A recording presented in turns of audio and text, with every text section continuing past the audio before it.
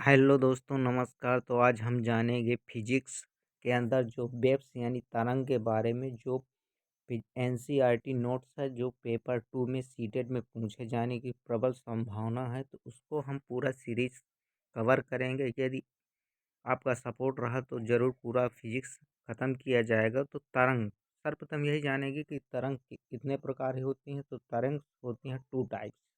पहला है यांत्रिक तरंगे, जिन्हें मैकेनिकल वेव्स, तथा दूसरा है इलेक्ट्रोमैग्नेट वेव्स यानी विद्युत चुम्बकीय तरंगे होती हैं। अब यह है जो यांत्रिक तरंगे होते हैं, इन्हें माध्यम की क्या होती है, आवश्यकता होती है। यहीं से क्वेश्चन बन जाता है कि यांत्रिक तरंगों के लिए माध्यम की आवश्यकता होती है, जो कि विद्युत चुम्बकीय तरंगों के लिए माध्यम की आवश्यकता नहीं होती है। तो अब फिर सिंपली यही है, जो यांत्रिक तरंग है इसके फिर पुनः 2 पार्टों में विभाजित होती है। यानी मैग्नेटिक, जो मैकेनिकल वेव्स है, ये 2 पार्टों में फिर विभाजित होती है। इसमें अनुदैर्ध्य तरंग तथा अनुप्रस्थ तरंग। जो ये मैकेनिकल वेव्स यानी यांत्रिक तरंग के ही 2 पार्ट है, अनुदैर्ध्य तरंग और अनुप्रस्थ तरंग। अनुदैर्ध्य तरंगे होती हैं जो माध्यम के कण इनमें समांतर चलते हैं, जैसे ये है, ऊपर नीचे चलते हैं क्रस्ट और थ्रॉट के रूप में। तो जैसे जो अनुदैर्ध्य तरंगे होती हैं, जैसे ध्वनि तरंगे, भूकंप जो आते हैं, उसमें प्राथमिक तरंगे भी अनुदैर्ध्य तरंग के अंतर आती हैं। और अनुप्रस्थ तरंगे माध्यम के कण क्या होते हैं, लंबवत रूप से चलते हैं।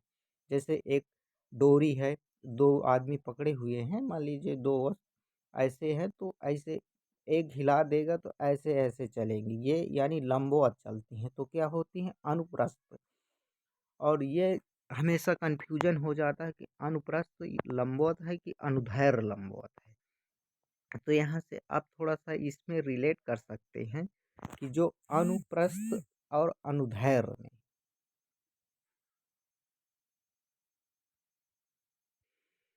अब इसमें ये सिंपली ये देखा जा सकता है ऐसे रिलेट करने के लिए कि जिसमें अनुप्रस्थ, ये इसमें सा लगा है और इसमें है समांतर रूप से चलती हैं, तो ये इनका अपोजिट हो गया। यानी अनुप्रस्थ तरंगे समांतर क्रम में नहीं चलेंगी, लंबवत चलेंगे। ऐसे को रिलेट करने के लिए कहा जा सकता है कि ऐसा हमेशा के लिए कन्फ्यूजन बना रहता है।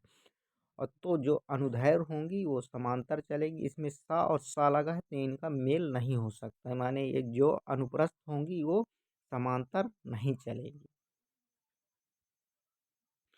और सिंपली ये देखेंगे अनुप्रस्थ तरंगों के उदाहरण। ये अनुप्रस्थ तरंग कैसे चलती हैं, लंबवत चलती हैं। क्यों? क्योंकि इसमें सा लगा है, यानी ये समांतर नहीं चलेंगी। ऐसे हम को रिलेट करें हैं। जैसे इसमें डोरी से उत्पन्न तरंगे अनुप्रस्थ तरंगे होती हैं। सितार, वायलिन और वादक यंत्र से उत्पन्न तरंगे अनुप्रस्थ होती हैं। जल में चलने वाली तरंगे भी अनुप्रस्थ होती। भूकंपीय तरंगे जो एस टाइप यानी सेकेंडरी होती है, द्वितीयक तरंगे, वो भी अनुप्रस्थ होती हैं। और प्राथमिक तरंगे अनुदैर्ध्य होती हैं और ध्वनि तरंगे भी अनुदैर्ध्य होती हैं। सिंपली अब हम जानेंगे तरंग क्या है। तो जानेंगे तरंग क्या है, यानी कंपन। जब कोई वस्तु अपने माध्य स्थिति के दोनों ओर गति करके पुनः अपनी उसी स्थिति में पहुंचती है तो उसे वाइब्रेशन या कंपन कहते हैं। यही कंपन हमारा तरंग कहलाता है। जैसे स्प्रिंग है, स्प्रिंग को तो दबा के छोड़ देने पर पुनः उसी स्थिति में आ जाता है। जैसे स्प्रिंग को यहाँ आप खींचिए और यहाँ खींचिए, छोड़ दिया, फिर उसी अवस्था में आ गए। जैसे दोलन है, ए और बी में गति कर रहा है, इधर हमारा क्या है, कंपन है। यानी अपने माध्य स्थिति के दोनों ओर गति करती है और पुनः उसी स्थिति में आ जाती है।